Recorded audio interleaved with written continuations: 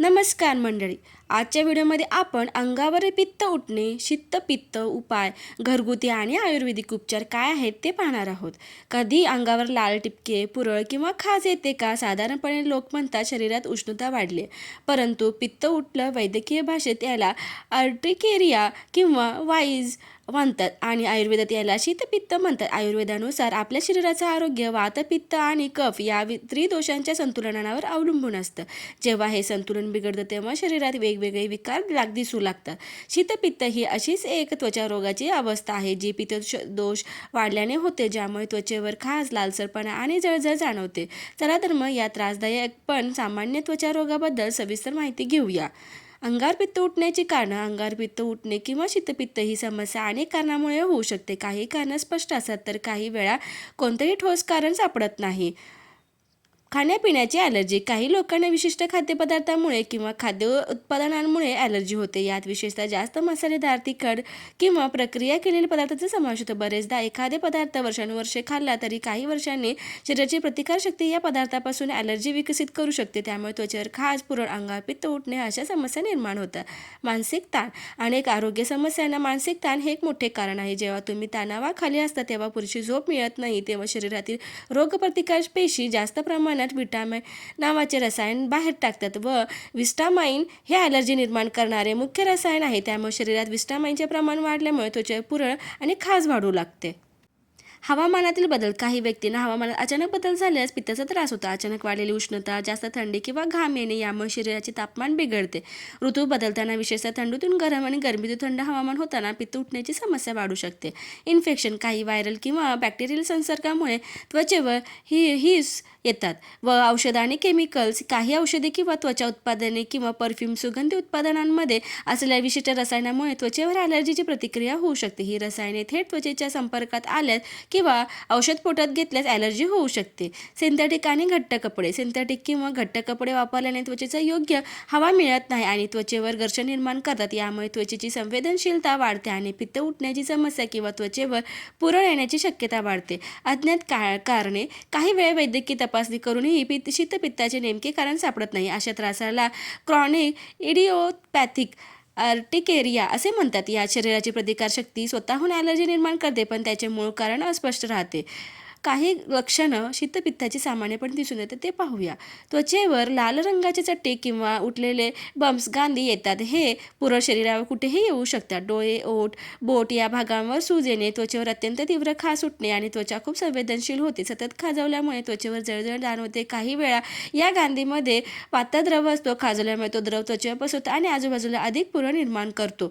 काही व्यक्तींना पित्ताच्या त्रासासोबत ताप, उलटी, शरीर दुखणे अशी लक्षणेही दिसून येतात. शरीरात पित्त वाढल्यामुळे उष्णता जाणवते. आपण थंड हवा किंवा थंड पाणी लावल्याने आराम वाटण्याऐवजी त्रास वाढू शकतो. जास्त तहान लागणे, तोंड कोरडं पडणं, गंभीर अवस्थेत शरीरातील आतील अवयवांमध्ये सूज येऊ शकते. अंगावर पित्त उठल्यावर घरगुती उपाय. पित्तामुळे होणारी खाज, जळजळ आणि पुरळ कमी करण्यासाठी तसेच शरीरातील दोष संतुलित करण्यासाठी आयुर्वेदामध्ये अनेक प्रभावी उपचार सांगितले आहेत. हे उपाय तुमच्या लक्षणांमध्ये नक्कीच आराम देतील. रक्तशुद्धी व रोगप्रतिकारशक्ती. काड्यांचे सेवन. रक्तात पित्ताचे प्रमाण वाढल्याने रक्त शुद्ध होते, त्यामुळे त्वचेचे विकार अशुद्ध होते, त्यामुळे त्वचेचे विकार होतात. यासाठी रक्तशुद्धीकरण करणे आवश्यक आहे. ही रोगप्रतिकारशक्ती वाढवणारी आणि शरीर शुद्ध करणारी उत्तम औषधी वनस्पती आहे. गिलोय, नीम आणि हळद याचा काढा तयार करून तो दररोज सकाळी उपाशी पोटी प्या. हा काढा शरीरातील उष्णता कमी करून रक्त शुद्ध करतो. नीम आणि तुळशीची पाण्याने आंघोळ. काही कडुनिंबाची पाने आणि तुळशीची पाने एकत्र उकळून त्या पाण्याने आंघोळ करा. हे पाणी त्वचेवरील संसर्ग कमी करते आणि त्वचेचे संरक्षण करते. लक्षात ठेवा, खूप थंड किंवा गरम पाण्याऐवजी कोमट पाणी वापरा. ॲलोवेरा जेलचा वापर. पुरळ आलेल्या भागावर कोरफड जेल लावल्याने त्वचेला थंडावा मिळतो आणि सूज व जळजळ कमी होते. बाजारात मिळणाऱ्या सेंद्रिय ॲलोवेरा जेल वापरणं उत्तम. कोरफडीच्या पानांचा थेट वापर केल्यास त्यातील घटक किंवा अस्वच्छतेमुळे खाज किंवा बॅक्टेरियाचा धोका वाढू शकतो.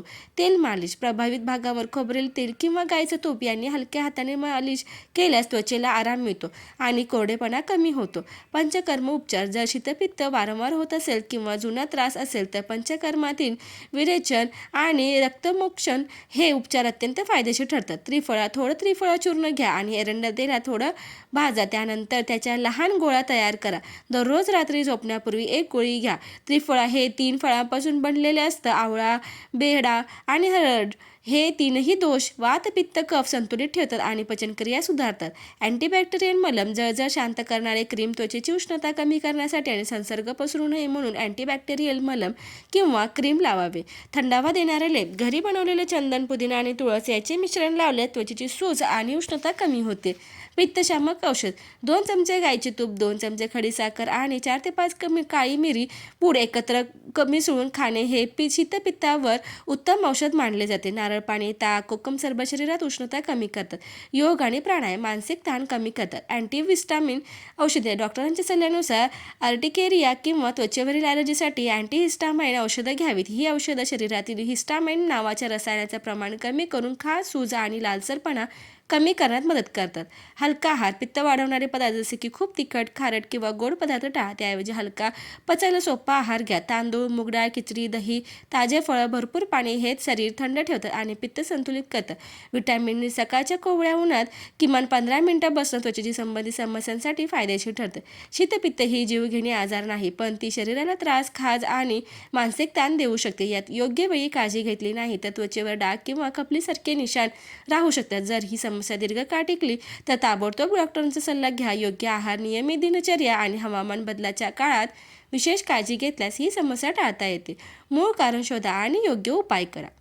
हेल्दी खा आणि हेल्दी राहा. व्हिडिओ आवडल्यास व्हिडिओला लाईक, शेअर आणि सबस्क्राईब करायला विसरू नका. धन्यवाद.